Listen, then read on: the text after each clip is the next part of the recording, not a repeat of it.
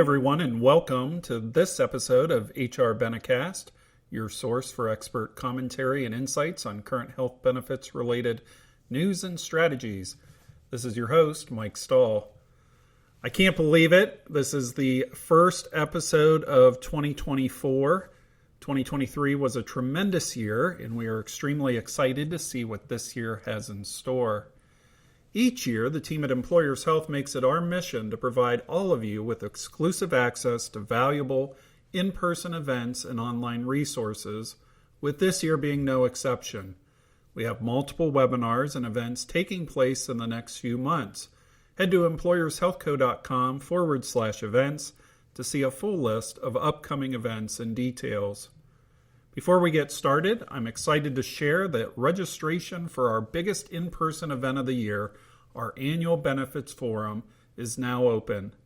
Bigger and better than ever, join us for this new 2-day event, March 5th and 6th in Columbus, Ohio. Attendees will hear from seasoned pharmacy consultants, benefits professionals, and clinical management specialists who will share, among other topics, real-life solutions to today's benefits issues, cost reduction methods through high-quality digital care, current congressional initiatives and their effects on your plan, risk management solutions for high-cost claimants, how to enhance productivity and workplace satisfaction for working caregivers, healthcare price transparency and its impact on employee benefits, the impact of biosimilars on plan performance, and of course, the latest developments in weight loss and diabetes drugs. Register and view the full agenda at employershealthco.com/ABF24. We hope you'll join us. All right, let's get started. Today I'm joined by Courtney Keefe, our resident expert on all things GLP-1s. Courtney began her work at Employers Health as a managed care pharmacy resident and today serves clients as a clinical advisor. In this role, Courtney serves as a resource to Employers Health clients and its team members to make plan design recommendations and provide information on new drugs and overall trends. I hope you enjoy my conversation with Courtney. Welcome, Courtney. To get us started here, can you tell the audience a little bit about yourself? Absolutely. So, like mentioned, my name is Courtney Keefe. I'm one of the 10 clinical advisors here at Employers Health. So being a clinical advisor, I'm a pharmacist by training. I am originally from Minnesota, which is where I got my pharmacy degree, and then was lucky enough to find all the unique things that we're doing here at Employers Health. So moved from Minnesota to Columbus, Ohio, where I'm now in our Columbus office, and have been here for a little over 2.5 years now. I talked in my intro that you are our resident GLP-1 and anti-obesity drug expert. How'd you get that lofty designation? Well, that is not a self-designated title. Whoever gave me that kind of title, I'm not sure, but I think it was all about right time, right place. So when I started here at Employers Health, a little bit over 2.5 years ago, like I mentioned. So when I started, it was July 2021, and Wegovy was launched June of 2021. So just a month before I started here. And when I came on board, I mentioned that I was interested in digging into this a little bit further, into this topic. And right when I started, I wrote an article alongside Matt Harmon, our Vice President of Clinical Solutions here at Employers Health. And it was titled, "Is it time to rethink obesity drug coverage?" So pretty ironic thinking about all the discussions that have happened ever since July 2021 and all the questions that plan sponsors are asking us for their plans. Should they be covering obesity? Then that led me to completing a research study that very year and following into the subsequent year on obesity drug coverage under the pharmacy benefit. I looked into employer opinions via a survey that was sent out to current clients of ours. And we looked into per member per month cost breakdowns, the designations between utilization management strategies, and other various cost metrics. So I've been digging into the data ever since then, and something that it's just a hot topic. So it's not going away anytime soon. But there is another one of my colleagues actually doing a research study this year also on obesity because there have been such advancements since then. So who knows? I might be giving that title away to her, passing along those reins here soon. I don't know about that. But certainly, what I do know is that GLP-1s are consistently making headlines, and every meeting we're in, employers, consultants, industry analysts, they want to know what are employers doing about GLP-1s. So let's just start with, baseline. What should employers know about? Yeah, absolutely. So, like I mentioned, Wegovy being launched just a few years ago, there have now been additional medications that have been approved by the FDA. One of the most notable and most recent ones called Zepbound. So, this has been gaining traction in online, in social media, direct-to-consumer advertising, you name it. And this is one that I think will be another blockbuster medication going forward, especially when in comparison to Wegovy. So looking in clinical trials, this medication, Zepbound, has been showing even greater double-digit weight loss within those patients in those trials. And it's something that, in comparison to Wegovy, so that having the same active ingredient as Ozempic, this Zepbound has the same active ingredient as Mounjaro that's already been on the market. So we've already seen that it has those results for patients. It's currently under new to market block, so something to know for plan sponsors that you might not see that drastic utilization right now, but it's something that's right around the corner depending on when and if it'll be put on formulary. I'm willing to bet it will be on formularies here soon, but a lot of the big PBMs currently have it on what I mentioned as new to market block. So it's currently considered excluded, but when it gets on formulary, again, we're expecting drastic increase in utilization. But also with that, I just read an article that drug shortages are still a problem within this space. Wegovy, those haven't even subsided, and it's been a few years now. Same with Zepbound, we've heard from the manufacturer Eli Lilly. So shortages aren't stopping, which means off-label utilization for the anti-diabetic medications will still continue, at least for the time being. And then lastly, the only other thing I mention is that, again, considering these new medications, the pipeline is strong within this area, so both for diabetes and obesity, but there's also going to be novel mechanisms. One unique one is that they're combining a GLP-1 with an insulin, so that would originally, they're seeking an indication for diabetes, but who knows for the additional indications past that. And then it's interesting, these GLP-1s are being studied for other things like fatty liver disease and even addictions like alcohol, drug, and gambling addiction. So I know that's something that I've seen in the news, but again, it's just to the point that these medications are not going away, and we'll see additional indications and additional commercials with all these medications. So we know that there are a number of different GLP-1s. Let's talk about the side effects, efficacy, discontinuation rates among these. Are there differences? Yeah, so I would say overall, the side effect profile, they're pretty similar because all these medications are in the same therapeutic class of GLP-1s. So again, the side effect profile is pretty similar, where the most common side effects that we see are those gastrointestinal or GI side effects. So think of things like nausea, vomiting, and diarrhea. Definitely not pleasant, and one of the most common reasons why patients have discontinued these medications in trials and in real life. But then when we want to compare them side by side, again, looking into those clinical trials, we've seen that Wegovy has the highest rates of gastrointestinal side effects when compared to the other GLP-1 anti-obesity medications like Zepbound and Saxenda. And then when we're thinking in the diabetes space, so for example, Mounjaro, that has actually shown the highest efficacy or a little bit better in both A1C reduction and weight loss. And then lastly, when we're considering Zepbound, again, in the anti-obesity space, this actually had the lowest rate of discontinuation due to side effects. So when prescribers are putting patients on these medications, it's really a balance of both that efficacy, side effect profile, and really that discontinuation. And when we talk about discontinuation, of course, there's a lot that goes into it.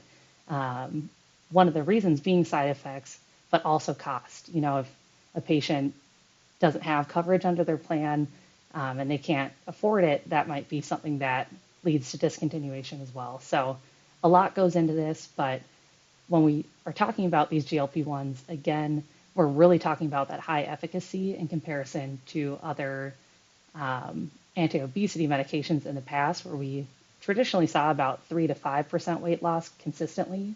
But when we're talking about efficacy for these newer agents, this is the first time we've seen the double-digit weight loss. And even with these newer ones like Zepbound, we're seeing even more than 20%, which again is just something we've never seen in the past. So for the audience, this is like the fourth or fifth time I've heard Courtney give her talk on GLP-1s in the past couple weeks. And every time I hear the side effect profile in terms of nausea, vomiting, diarrhea, I think I'm listening to a Pepto-Bismol ad. And I just wonder, is there any chance that we could get a compounded version of one of these GLP-1s with a little bit of the pink stuff? Who knows?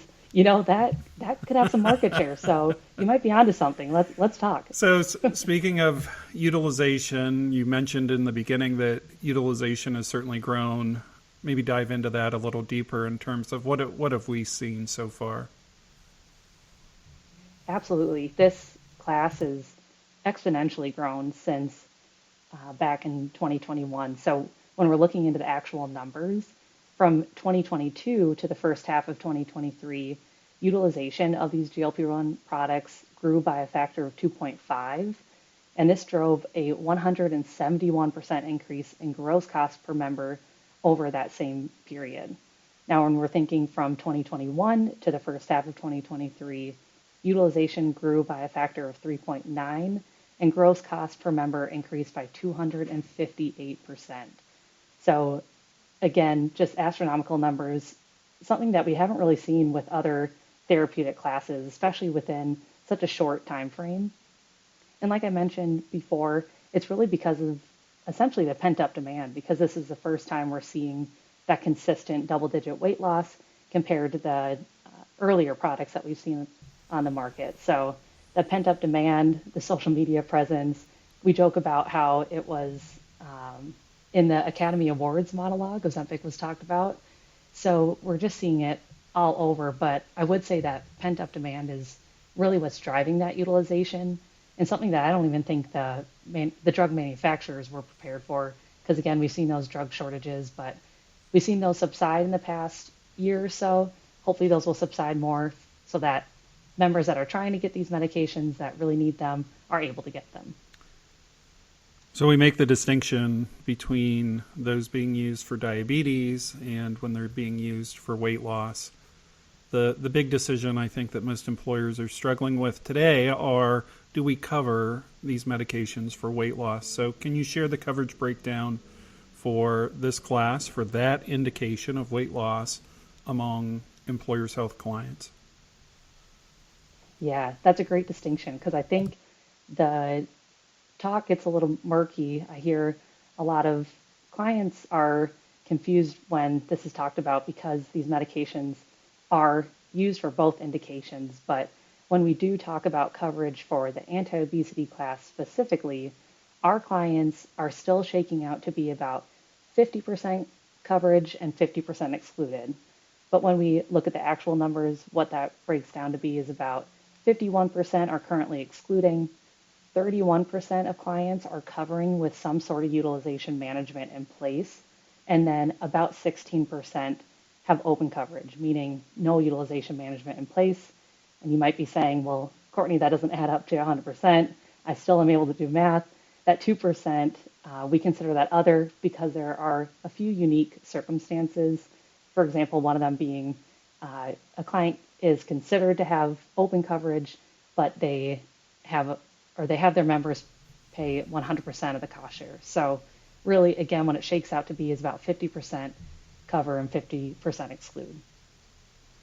One of the other concerns that we've heard in the marketplace has to do with patients staying on the medication. So you talked about the side effect profile. We know even in the clinical trials, a large portion of the population, about 20%, discontinued the medication for one reason or another. So when we look at our data, what are they telling us in terms of are patients staying on the medications? That has been one of the biggest questions I think that we've received, both from clients, consultants, brokers, you name it. It's one of the biggest questions in the market. So we've seen other studies say that about 2/3 of patients were no longer taking a GLP-1 after 1 year on these GLP-1s. So like you mentioned, we wanted to look into our membership. What are our members doing? Our clinical team at Employers Health have recently done a preliminary study looking into these discontinuation rates. And what we found is that it's just under 50% of members are considered to have discontinued a GLP-1 within 1 year of taking the medication. So the exact stat is 49% discontinuation rate. And when we break that down, we've seen for those that are considered to have discontinued their GLP-1, their average duration of use was actually only 80 days. But then when we consider all of the patients, so those that both discontinue and also stayed on these medications, their average duration of use was just about 7 to 7.5 months. So it's something that I know clients and plan sponsors are concerned about, that continued use, because these are marketed to be chronic medications for chronic use. But what we're really seeing in the data is members and patients are not taking this lifelong, at least for now. So of course, there are other complications that come into that. What are the reasons why they're discontinuing? We're not exactly sure, because this study was just a claims analysis on the pharmacy side. So we're really just looking at the numbers, but the actual patient experience, we're not exactly sure, and something we're hoping to get more data on that here in the future. And the shortages that you mentioned earlier, I'm sure, can play into this a little bit as well. They can. We tried to minimize that as best as we could. So this study looked at the year of 2023, so January 1st to December 31st, again, 2023. And within that year, the manufacturers, especially Novo Nordisk in this space, because they produce Wegovy, and again, Zepbound hadn't have been approved until the end of 2023. So what we heard from Novo Nordisk is that they really limited use to new starts. So we're hoping that that meant that those patients were able to continue on that medication within that year. But to your point, that is still a little bit of concern within this study. Good point. So we talk about discontinuation. What happens to patients when they discontinue use? Yeah, so I think it's fair to assume that there will be some level of weight regain after a member or a patient stops these medications, because it's like any other chronic condition. So when you think of diabetes, high blood pressure, high cholesterol, we're not telling those patients to achieve a certain level or a certain goal and then stop those medications. We're telling them that these are chronic medications, chronic conditions that need to be continually taken care of. So when we think about stopping a medication for obesity, again, it's fair to assume that there will be some weight regain. And we have seen that in the data. So again, thinking of Novo Nordisk, of course, the manufacturer of Wegovy, they put out a study that showed patients regained about 2/3 of their weight back after they stopped their medication. So that leads into the point of hoping that lifestyle management modifications can help to a certain degree, and those changes can be in place so that it can mitigate some of that weight regain after a member stops that medication. So I would say overall, the idea and hope is that obesity treatment, especially under the pharmacy benefit, will reduce costs under the medical benefit. So again, reducing comorbidities, anything like hospitalizations related to obesity or surgeries associated. But again, we still need more data, because we've really only had data for about 5 years now. And we've seen some information. Again, Novo Nordisk released data that their medications like Wegovy can reduce the risk of some heart events up to 20%. We still need more information on that as well. So again, I feel like I am a broken record sometimes where we have these medications, we have some data out there, but there's definitely more that needs to come. Yeah. The recommendation I would give employers and consultants is don't be afraid to look into those studies. So, for example, the Novo Nordisk study select trial, where it looked at the cardiovascular outcomes. I think it's interesting to just look at the study, look at the participation, the demographics of the participants. I mean, in that one, it was all individuals who had previously had heart attack, stroke, or peripheral artery disease. And it was really looking at how long from the randomization point did people actually have a second event. So it wasn't about did people have or not have a second event. It was how long did it take for people to have a second event. And so I think it's just interesting to actually look at the studies for yourself or have your consultant look at the studies. And then you can make an informed decision. But there's so much information that comes from press releases put out by some of these companies, and it's something that certainly we are doing in terms of looking at how was this study constructed, and is an average age of 63 in a clinical study, how does that compare to the average age within a commercial population, which I think for us is around 47. So it certainly can have an impact. We may get to the point where the outcomes would be the same regardless, but we just want to make sure that we're comfortable with those. Yeah, completely agree, Mike. And just wanted to mention that that's just something that, like you mentioned, is a press release. So people are seeing that clickbait article, the title saying the 20% decrease, and that's fantastic. But what does that actually mean? Exactly to your point. And again, back to the discontinuation, what does that mean if patients are only taking it for less than a year, only 7 months? Do we still see that 20% decrease, or do we still see that reduction? What does that actually look like? So that's why I was mentioning more data is still definitely needed to come. So let's talk a little bit about management. Tell us how the PBMs are managing this class, and specifically our contracts are with CVS and Optum, so I'm sure you're familiar with how they're handling it. Absolutely. So again, I think it's important to differentiate between diabetes and anti-obesity management because, of course, the management is different between these drug categories. So when we're thinking in the diabetes space, both are pretty similar when we're considering how or when would a member get on a GLP-1. So from the CVS standpoint, they have their what's called the GLP-1 Smart Edit or Smart Logic. So if a member has tried any other anti-diabetic medication, if they have any other fills for those, or if they have fills for anything else that signifies that they are a quote-unquote true diabetic. So you can think of things like test strips, meters, you name it. Or if they have an ICD-10 code on file that signifies, again, that they're a diabetic, they can get that GLP-1 right out the gate.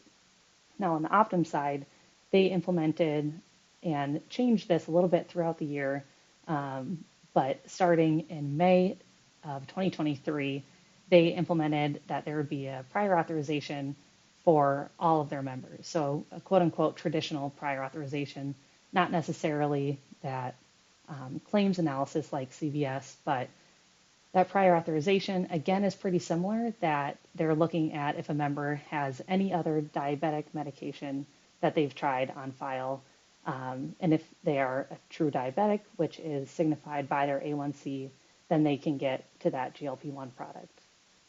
Now, in the obesity space, again, CVS and Optum, their standards are pretty similar, where they're looking at BMI thresholds of 27 with comorbidities or above 30. And if they qualify or if they have those BMIs, then they are supposed to show 5% weight loss for continuation of coverage. Now, just wanting to mention our custom strategy here at Employers Health, we also currently abide by those same BMI thresholds because those are the ones that are studied in trials and on FDA labeling. But then we increased that weight loss threshold for continuation of coverage from 5% to 10% because we have the hopes of that is steering members to the best medication that'll show the most or the highest efficacy. And then also hopefully that the clients will see a better return on investment in the long run. So hopefully a win-win. But then also wanted to mention Optum's custom strategy. You might hear it known as the risk managed strategy because this targets higher risk adult patients, and they set that BMI threshold a little bit higher at the 35. So there's definitely various utilization management strategies out there, and really just encourage plan sponsors to talk to your team at Employers Health or your consultant and broker partners to figure out which strategy is best for you. Yeah, it's an interesting time for sure. And certainly employers are feeling the impact of this class of medications, regardless of whether they're being used for diabetes treatment or for weight loss for those who cover it. Anything else that you'd like to add, Courtney? I would say, this is an ever-changing landscape like we've mentioned already. The launch of Wegovy back in 2021 really spurred this, but there is definitely more to come within this class. So like I mentioned earlier, the FDA pipeline is strong. We're seeing more drug approvals, new indication, new data out there, and new strategies to help manage this class. So we know if you're a plan sponsor, that pharmacy isn't what you do 24/7. So we would love to connect with you and walk you through these recent advancements. And again, to help you figure out the best way to help manage your plan going forward. Excellent. Yeah, and I think the other thing that complicates it is these are highly rebatable drugs. And so anytime you deviate off of the label, it ends up costing you rebate dollars. So figuring out, if I increase, for example, the criteria for getting these medications, I'm going to give up some of the rebate. Am I actually going to make a big difference? And that's where having your data, looking at your data, analyzing your data, and having people who can help, whether it's your consultants or the team here at Employers Health, really can help make a difference. Well, thank you for joining us. Thanks for having me. We appreciate it, Courtney. If you'd like to hear more from her about how employers can proactively manage this growing drug class, she'll be speaking at the 2024 Annual Benefits Forum in Columbus, Ohio. Again, that date is March 5th and March 6th, and Courtney's specific session will be on March 6th. Visit employershealthco.com/ABF, Annual Benefits Forum, ABF 24, to learn more and register today. Before we go, I want to thank our sponsors for helping to not only make this podcast possible, but for supporting us and providing great employee benefits related content. A special thanks to our annual supporters, CVS Health and Optum Rx, and our executive supporters, Delta Dental, Employer Direct Healthcare, Johnson & Johnson, Pfizer, and Quantum Health. Visit employershealthco.com/supporters for a full list of sponsors. There's always something new at Employers Health, so be sure to follow us on our social media accounts, including LinkedIn and Twitter, to stay up to date. And be sure to subscribe to HR Benecast to be notified when the latest episode is out, so you can listen in on our most recent conversation with an industry expert. That'll do it for this month's episode. If you have suggestions for a future episode or a question that you'd like answered, please let us know. And thank you for taking the time to listen and for your continued support, participation, and interest in Employers Health. We look forward to a great start of the year, and don't hesitate to reach out should you need help. Be well, and we'll see you soon.